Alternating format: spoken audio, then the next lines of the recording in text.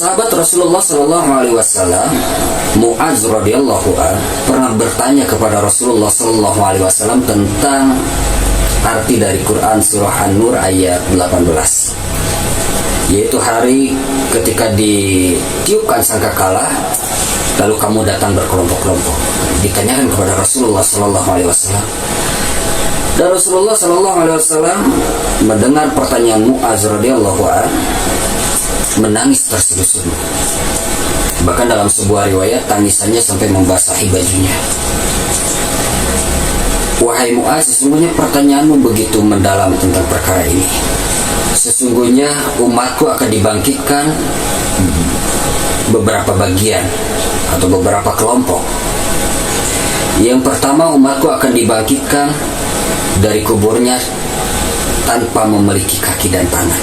Nah, ketika di alam dunia lengkap mempunyai kaki dan tangan, lalu ketika di Yaumul Ba'ats Allah bangkitkan orang itu tidak mempunyai kaki dan tangan. Lalu untuk golongan seperti apa nih orang atau manusia yang dibangkitkan tidak memiliki kaki dan tangan? Ini bagi orang-orang yang senantiasa menyakiti tetangganya melalui ucapan ataupun tingkah laku.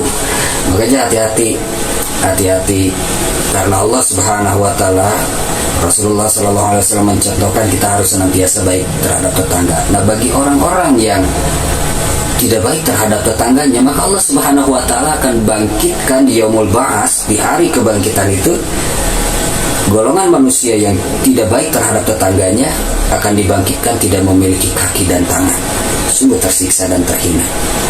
Itu golongan pertama. Lalu ada juga golongan kedua yang Allah Subhanahu wa taala bangkitkan itu seperti babi hutan. Jadi ketika di alam dunia itu berpenampilan parasnya bagus, dan ketika dibangkitkan Allah Subhanahu wa taala di Yaumul Ba'ats menjadi babi hutan. Golongan untuk kriteria golongan seperti apa yang Allah bangkitkan seperti babi hutan ini, yaitu manusia yang senantiasa meremehkan perkara sholat. Dia tunda-tunda sholat, dia lalaikan sholat, dia remehkan perkara sholat. Dan Allah Subhanahu wa ta'ala akan bangkitkan di Yaumul Ba'ats mirip seperti babi hutan. Nauzubillah.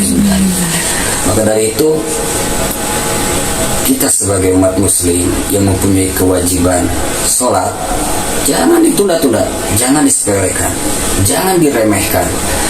Selain daripada kita menjalankan syariat kewajiban kita sebagai makhluk, juga daripada sholat itu kita bisa melatih diri untuk mencegah perbuatan mungkar. Dan ada riwayat juga kesehatan yang pernah kita bahas sebelumnya di keutamaan sholat. Nah, bagi orang-orang yang meremehkan perkara sholat ini, nanti Allah Subhanahu wa taala akan bangkitkan jasadnya itu atau tubuhnya itu mirip seperti babi hutan. Alhamdulillah, mudah-mudahan kita dijauhkan dari kriteria golongan orang-orang yang senantiasa meremehkan perkara sholat. Nah, yang pertama tadi dibangkitkan dalam keadaan tidak mempunyai kaki dan tangan. Yang kedua seperti babi hutan. Lalu yang ketiga dibangkitkan dalam keadaan perutnya besar seperti bukit. Perutnya besar seperti bukit, dan di dalam perutnya dipenuhi ular dan kalajengking. Bahkan dalam sebuah riwayat, saking jadi tidak bisa berjalan, perutnya besar, tidak bisa berjalan, sampai malaikat itu menyeretnya untuk dia berjalan hingga perutnya hancur. Lalu Allah Subhanahu wa taala ciptakan lagi seperti semula, perutnya besar seperti bukit dan dipenuhi ular dan kalajengking. Ini golongan untuk orang-orang yang senantiasa menangguhkan zakat. Dia sudah mampu untuk mengeluarkan zakat, haul dan nisabnya sudah terpenuhi, tapi dia tunda-tunda. Dan dia tunda-tunda juga amal ibadah yang Allah Subhanahu wa taala sudah nampakkan di depan matanya untuk dikerjakan, tapi dia menunda-nunda. Dia sepelekan amal ibadah, dia sepelekan zakat. Maka Allah Subhanahu wa taala akan bangkitkan ketika di Yaumul Ba'ats perutnya sebesar bukit, dan Allah Subhanahu wa taala memenuhi si perutnya dengan ular dan kalajengking. Itu golongan ketiga yang Allah Subhanahu wa taala bangkitkan.